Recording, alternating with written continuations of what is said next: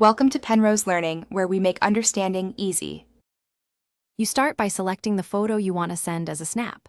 Open your camera roll, pick the strongest image, and quickly crop to focus on the subject. This makes the snap read well on small screens. Once done, export or save the edited version back to your camera roll so Snapchat can access it. Make sure location and app permissions allow Snapchat to read photos, otherwise you can't import. This first step gets your image ready and avoids re-editing inside the app. Now open Snapchat and tap the gallery or preview icon to import the saved photo. This is faster than taking a new snap. Select the image and apply edits. Use text for context, stickers to emphasize, and the draw tool for quick highlights. Once you understand layer order, move elements to the right position. This affects readability.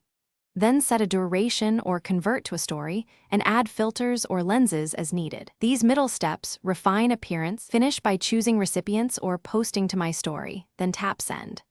Before sending, save a backup copy to memories or your camera roll. This prevents loss if a recipient disappears the snap. If you need precise timing, set the view duration or export as a story which preserves longer views.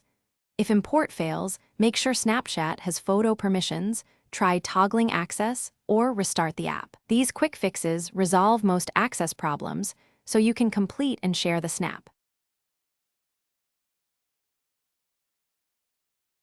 Thanks for watching. If this was helpful, leave a like and consider subscribing. See you next time.